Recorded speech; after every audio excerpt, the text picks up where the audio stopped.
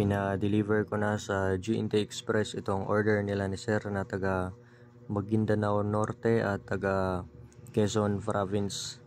Ang kanilang order na Fairy Stone at Infinito Dios na medalyon na maliit. At ito ay isusot lang palagi at dalhin kahit saan man magpunta.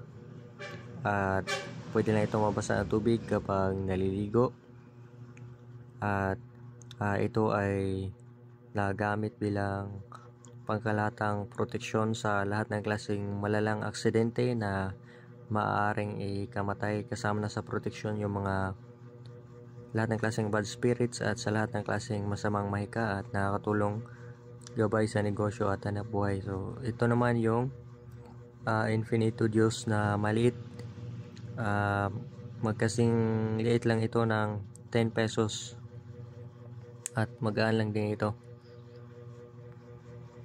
At pwede lang din ito dalhin sa kahit saan man na magpunta ang medalyon na ito. So yung kay Sir na taga Maguindanao Norte ay meron siyang kasama na mutya ng alitap-tap at mutya ng linta ng dagat na maliit.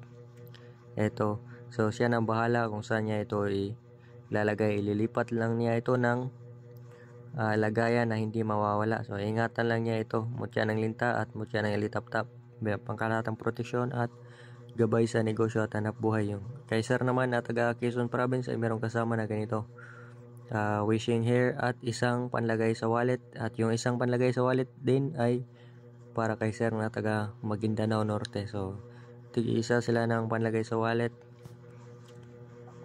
At dito ako kadalasang nagpapa-deliver sa G&T Express branch na ito kasi medyo malapit lang sa amin. So ito, nilagay ko sa box at pinatungan ko ng bubble wrap para madali lang nila mabuksan.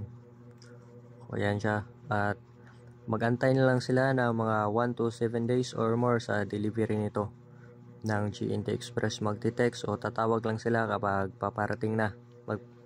Magpapaalam yan sila bago nila i-deliver sa inyo the day, sa araw na yan ang delivery nila.